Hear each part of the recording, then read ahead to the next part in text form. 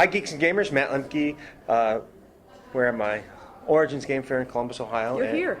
Hi. I is here, and I'm here with Julia Ahern from Greenbrier Games. Now it sounds like I say Julia when I say your name right. And that's why everybody thinks my name is Julia.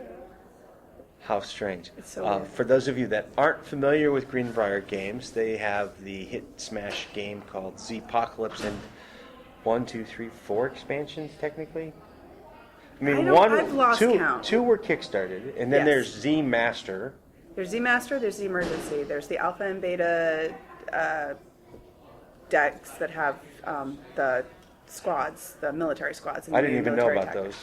There's Fortification Pack. There's that was a stretch goal. Yeah, I knew about that. So many things. Well, they all came from our first two Kickstarters, and it came out of like our first Kickstarter was so successful that we could do the Z Master expansion, and then the Z Emergency actually came from what the backers voted on what they wanted for a mini thank you, and that was so popular. And That's right. Kept I remember asking talking for about it, that on the radio show. that we repackaged it and redid it as an actual legitimate expansion. And that is actually right around the last time I got to talk with anybody from the company. And here we are, full circle. Here we are. Amen. And here we are. We're back. For those of you that aren't aware, it's a unique twist on board gaming and role playing, sort of. It also includes miniatures, but there's a lot of cool concepts about trying to survive. So it takes. You're not going to survive. No, you're not going to survive. You're not going to survive. Your goal is to survive as long as you can. And be the best at it while you're surviving. Yeah, that's how you win. Make no mistake. Last man standing. It's a good game. Last man standing. That's all I got to say. Last man standing. My boys are in love with the game. Oh, awesome. Well, wait, how old are they? Well, when they were first introduced was when they came to Con on Comm to demo it in 2011, I believe. So when Ricky was there. Yeah. Nice. Yep. Nice. And we still have about 50 Zpocalypse magnets on our refrigerator. You have more than I think. I have one left. I think I just keep getting them out. They haven't moved since they've come home from the con. They're on the side. They're there. That must be a little disconcerting. Yeah. No. The little zombie face. No, not at all. I'm a gamer. My niece, who was 3 when we started, and she's the kid in the deck. That is awesome. And she was 3. She used to call them the mean guys when I had all the mean guys. Yeah, she walked by. She'd be like, the mean guys. The mean guys. The mean guys are looking at me, Aunt Julie. Yeah. Yep. I thought the game was going to be too complicated for them because they didn't do a lot of board game stuff before that, and they were just like, I think they played 5 times at Con on the Comm. Oh, that's awesome. Yeah, well, and that's the thing. People, when people say, "Oh, there's a lot of stuff to it. It must be really hard." It's not. There's a lot of components, but it's more your choices determine what you do. But it's what you choose is pretty intuitive. I would say the learning curve's pretty light. Yeah. Yeah. Because we tried to make it as realistic as in a zombie apocalypse. What are you gonna do? Hide. That doesn't work. If they find you, you'd be the first one out. Don't say that. That's true. You're off my squad. I'm sorry. Cut I off want my to hand. live. Cut off my hand. No, but Z Master's cool because somebody actually gets to play the zombies. Correct. You are the head zombie, and almost it becomes a hive mentality of the zombies. Yeah, that's what my not evil son wants to do. He wants to master the zombies. He's the good. I'm not kid. allowed to play the Z Master. Jeff won't let me. Oh. Well, they're going to come over today, and they're going to play Z Master, and you can Z Master them. Oh, nice. Actually, I would prefer to play Z Emergency because that's our newest one, and it's all shiny. Okay. And it's you have a new deck, the Encounter deck. So it's either you're in a hospital, on the flip side, the tiles are the FEMA camp, and the whole objective is it's almost like you're doing one long search, like scavenge. Where you're going through the hospital, and in each room. So you actually have a mission. You have you have a mission either to get to the helicopter at the top on the roof, or you're trying to find a certain amount of medication, or because there's somebody back at you at the bunker who's sick. And in each room, you flip an encounter card, which is almost a miniature something's happening card. So it gives you what's in that room and what terrible, awful thing you're going to have to deal with. Very cool. And then you recently finished a Kickstarter on a new. Well, actually, let's back up because they've got other games that have come out since I have We've been busy. They've been very busy. I think 8 games in 3 years. Does that sound right? Well, counting the expansion. Counting the expansions, yes. So, but 3 different unique games. And then but Zpocalypse has... Actually, I think it's 9. I don't know if I can count, though. At some point, Because there's I should probably... But 5 Zpocalypse, right?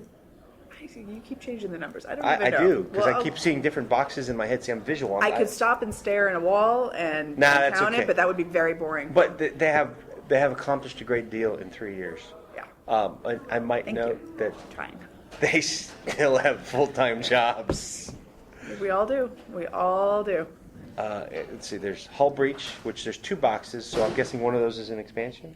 So, well, they say they're an expansion. Now, Hull Breach came from Not So Broken Games, and so they created those, designed them, had it a Kickstarter with their alpha deck. Found it did. They sold a bunch, but they didn't like all the mechanics of it, so they revised it. And about that time is when we met them. So they were working on their company, we were working on ours, and it came down to we're okay with the publishing and the manufacturing, and they just want to design games. So they kind of came under our umbrella. Oh, cool. Kind of a thing. So, but they're still their own entity, and they did Corporate Wars. They revamped it. We did it, re-kickstarted it, and also added loyalty and vigilance. So they say it's listed as an expansion, but each one of them has 3 decks. So it's a card game, a sci-fi. Oh, so they can stand alone. They can absolutely stand alone. So Sweet. Each one comes with 3 decks, and you can do deck building in it. So you can cannibalize the decks and make your own super deck, or you can have it and have 3 people play. Loyalty and vigilance, same thing. So each deck is its own faction with a space station and ships and Marines that go on the ships and fight each other. And I saw a dice game, and I think that's Ninja Dice. Ninja Dice, yes, is a push your luck dice game that has... So push your luck dice games are super fun when it's your turn, and then when it's not your turn, you're waiting. You're waiting. But that's why they have to be quick.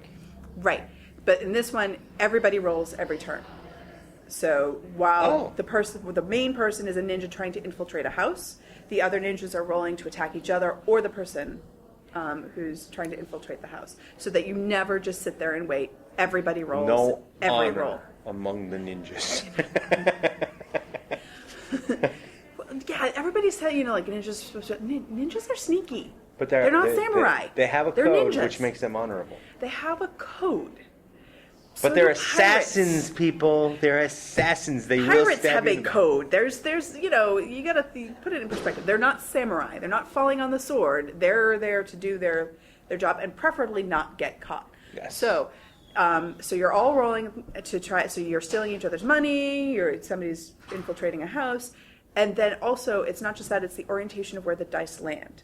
So there's a line at the bottom of like the attack dice, and the arrow is pointing, and anything on the other side of that line is what you can pick one die that's on the board.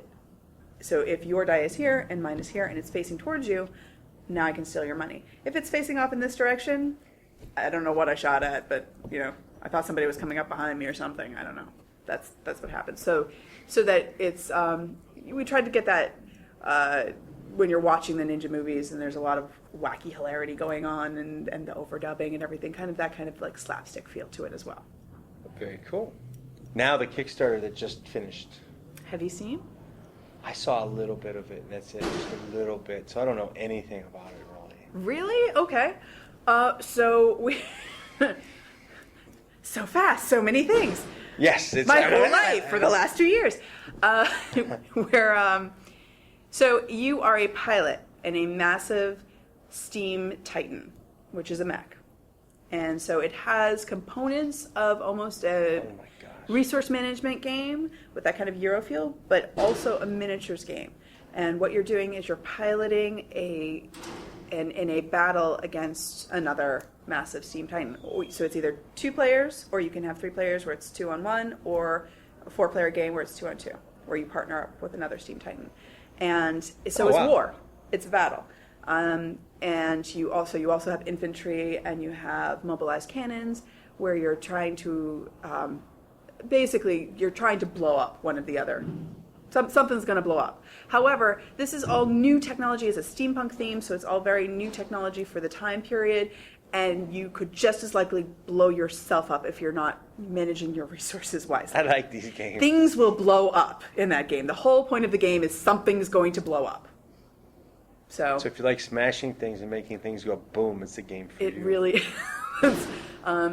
And it's also very cathartic when you're having a frustrating time with somebody you're working with, because you can say, now I'm going to attack. So Scott, the designer, very much seems to enjoy saying, and now I'm going to blow up Julie. Not my Titan. As the writer. I don't know. He doesn't like what I write. I don't know what's going on there. Oh, you're the writer? I am the writer. Oh my gosh. I invented the entire history of what happened in the alternate universe. And so, yes. We also, speaking of things blowing up, we blew up North America.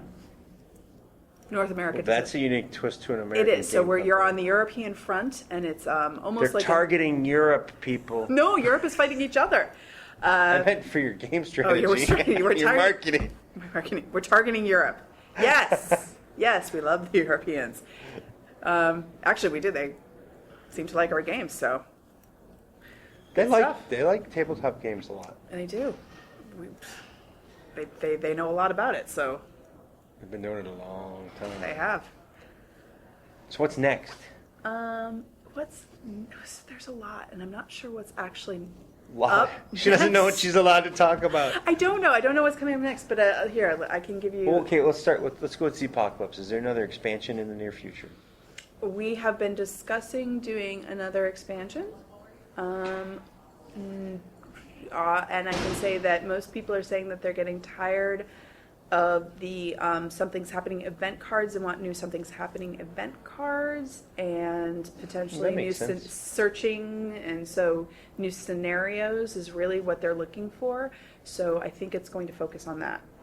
And so because a lot of our new expansions we've been trying to add a different mechanic for that expansion, because we don't want it to be the same old, but now we're hearing, we need to restock, so that when you go out into the world of Zpocalypse, they want new what's out in the world. You can have environmental cards. So we're working on more of that for our next expansion. So that's actually a lot of work for me, because the world of Zpocalypse, as the writer. So I know that and probably some new tiles. So I think it will be more of a true just add more to what the original is what our next expansion is before we take it to a new place. There's been talk of other things, but I think the next expansion is just going to be that. No, so not a lot of tiles and stuff. Yeah, tiles and cards, but Mostly. not new mechanics for this one, which is usually what we do, is also create new mechanics. However, there was also, we haven't settled on what the new place or location will be. I know that we've had some Yeah, I was conversations about thinking about other where parts of it the will go, world. but that hasn't been decided yet. Dude, Rome? Jeff, really get a full feel of writing about Rome, I need to actually experience it, so I'm going to need a ticket to get there and really delve into what it's like to be in the zombie apocalypse in Rome. you need to do something new and different. Like the Can we make that happen? The Shaolin Temple, so you can have Shaolin zombies. Actually, the ninja crowd. I really need to get into... We're gonna get to really write about this. Yes. So we haven't decided where it's going to be at, what location, what theme. I'll give you my top 10. Please. Actually, anybody wants to send in ideas. We're open to any suggestions right now until we narrow it down. Well, the first thing that came to my mind was like a underground dwelling type of thing, because people would go hide underground In the sewers, in the sewer. Yeah, because not everybody's going to make it to a bunker. Right. We had an ongoing well. It's been done, but we really have a fondness for the prison theme. Oh, that'd be good. Because we had our print and play that started and Alcatraz. But so yes, you're trying to break out as opposed. But Well, okay, you can't break out of Alcatraz because it's There's a park. It'd be a great place to hide. well, One no, of the because few. if the prisoners are so you're in there Well, among all of the No enclosed. prisoners there anymore. Right. So Well, yes. So, a couple different ideas thrown out, but we're open to suggestions still at this point. We haven't actually finalized anything yet. So yes, that's our next plan for Zpocalypse. But we have some other games that we've been working on that all, couple different games, and they all circle around a cataclysmic event happening in the universe that ripples out and causes different things to happen in different realms of reality. And there are going to be at least 3 different games from that. Whoa. And that's, I'm pretty sure all I'm allowed to say about that. That's not even cool. I'm sorry. It's a super cool concept because you can do so many different things with what happens in different realities. And potentially, I don't know what I'm allowed to say about it. It's limitless. It's, yes. We'll leave it at it's limitless. Yeah. And then, they're going to be busy fulfilling a Kickstarter Christmas time. Yep. Yeah, after the floor show closes here, I have to go and do some work to get this, because we're working on getting all of that finalized. So you're doing that work down here? Or no, you're I like work going- everywhere. Yeah, no, I go to my hotel and. Well, I meant Anyway. like in Columbus. Oh yeah. Yeah, I was our was thinking company- like you're going to the company that's manufacturing the board or part of it. I interpreted it, I have to go and do work like you were leaving to go somewhere else. No. You're going to my laptop. Yes. Yeah. Everything's on the internet. We're actually, because our company, so Jeff and Teresa are in Massachusetts, and Zach's in New Jersey, and Sean is in Tennessee, and we're all over the place. Yeah. Ricky's in. Ricky was in Colorado. He moved to Massachusetts. But he was our artist. That was a while ago. But that was a while ago. He was our Okay. artist for Zpocalypse. We have, actually, so for Heavy Steam, Peter Johnston is the artist for Heavy Steam. And if you go look at his art, it's amazing. So if you go to like our Kickstarter page, you can see his components. And he's from the UK. Okay. And he's super talented as well. I don't know how we keep lucking out and getting these great artists, but we do. So we'll hopefully keep getting to work with them. It's good stuff. I mean, I'm happy with the games, so Cool. I'm pretty hard to please most of the time. Awesome. We'll take it. I am. I mean, sometimes it takes a while, but like when I play miniature games, which I play a lot of miniature games, after a few years, I tend to tear them apart. Well, and there's so many games out right now, and it's kind of cool. So you can Yeah. like you see a new game, and you say, oh well, I could use the components from this game that I have and apply it to, like, that happens all the time with me. Yeah. Yep, it does. And you're gonna see, like, I bet there's probably people who have already written their own scenarios out there. They're like, oh, here, use my scenario. Oh yeah, absolutely. And we encourage that because I mean, it's the components of the game are meant to be. There are 5 scenarios in the main game. It pushes deck. towards that whole RPG effect, Right? And that's where you get a little bit of the role playing thing. You don't get the traditional characters you would get in an RPG, like this character has OCD or whatever. You're not going to be able to role play that, but you have skill sets and things like that where you actually have to fill a role. Right.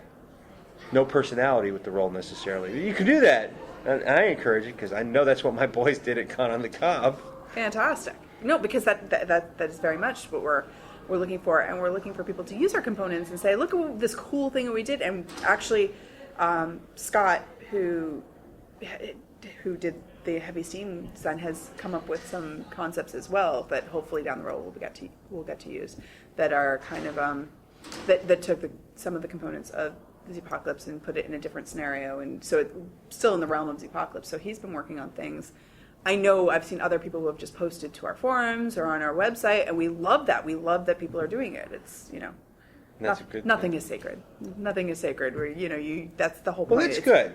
You're supposed to be That's playing a game. It's supposed to be fun, and sometimes fun is making your own fun. And we want to hear about that because if it's awesome, we want that to be happening. We want you to have fun and use our game for fun things, and we want to know when our game isn't fun anymore because Then you're doing something wrong. then it's time to move on and do something else. That too. So, any plans for Pure Steam's expansion yet? Oh, Heavy Steam? Oh yeah, I called it Pure Steam. I'm sorry, We Pure have- Steam's yes, actually a totally different game line. Actually, it's a Pathfinder alternate world that was independently written by a guy that I know in the Medina area. Huh. So, because they have the open license. Yeah, they do. And I did their interview like 2 weeks ago. That's where I got Pure Steam from. And I'm gonna have to look it up because I want to. Oh, I'll send you a link to Awesome. Our interview has the links to their blog and everything, as Awesome. well as the interview. Cool. And they did a good job. Their art is really good. Yeah. I mean, they did it independently, so their art's not like, it's not Wayne's art from Pathfinder, Okay. but it's very steampunky. Cool. It's a high quality, far better than I could do, far better than I could afford. I'm not an artist. No. That's why I write. Right. That's yeah. So pretty much. I'll definitely send it to you. And Cool. I thought they said they were going to be here, but I haven't seen them. They've only got the one book, and they're talking about another set. Nice. They're doing expansions, and their alternate world actually takes place starting off in the United States. The one I blew up. Yeah, the one you blew up. Awesome. Yeah. No, our first expansion for Heavy Steam, which was one of our stretch goals. So we hope that people play it and it becomes bigger because like you did with Zpocalypse. Correct. Is the wall, which I love. So it could be either surrounding a town and they've kind of fortressed themselves against the steam mechs, or I'm thinking like trying to get over the Alps and into Russia, and into like other parts of Europe, and they've barricaded it and made so kind of I think we all watch Pacific Rim too many times, but the concept is really cool because it allows you to have an automatic mechanic, so you can turn it into a one-player solitaire game where you're playing very nice. the mech against the wall, up to a 5-player game where it's all 4 of you attacking the one player who's on the wall, and it expands so that it allows for how many turrets on the wall is determined by how many mechs you're playing against, so that it keeps it balanced. Very nice. So that's what hopefully our next expansion would be. And then, of course, the timeline continues, and we've talked about all sorts of different possibilities for because you're starting in 1853, I believe, or 1843. I should probably know this since I wrote it, but No, I understand. Yeah, and leads up to about the time of the Crimean War, and then we would stop. And we've even talked about what I'd love to be able to do is have organized play where we take it to the game stores, and people who are playing it in game stores do it almost tournament style, where whoever wins the battle at their game store, they send in the information, and that would inform the timeline in real time, which would inform how we design the game in the future. Good luck. I know, but I would love to do it. That's not easy. I've been involved with a lot of organized play, and that's not. Well, the smaller it is, the easier it is. But Well, keeping it simple in the sense that we're saying, okay, for this month it'll be number of players. The volume of sorting the data, and that's where your headache will be, in my opinion. Not so much the creating the storyline. I'm hoping that will be Zach, who does all of our computer stuff headache, and he can create something where they Zach, just put in all the information. I know. I'm way to put him on the spot, Julie. I'm gonna get emails about that. Okay, but something where that. I mean, yes, I get it, sorting through the data, or even having at each game store somebody be in charge of what the end results players are. to get that back. Absolutely, and get them to be able to inform what the next expansion would be. And who wins and loses the battle will turn the tide of the war, which will determine what happens in the next expansion after that. Would be something that I personally would really love to do, and we've been talking about trying to work on that. But of course, so many hours in the day. 28, right? Yeah, I try. I fit about 30 hours worth into each day, I think. We all do. Jeff, probably more like 50. He's crazy. I'll keep that. I'll just. The man does a lot. The man does a lot of things. Yeah, and well, so do you. And you just always have this energy. Like, she's a squirrel on crack. Oh, God, it's true. She's all over this. I'm a Muppet. Yeah, I'm a Muppet. I'm a zombie Muppet. That's it. She's not real. Anyway. I'm a real girl. I am. I think we covered everything we could cover about Greenbrier and even stuff then about just a little other bit more. games. And then just a little bit more.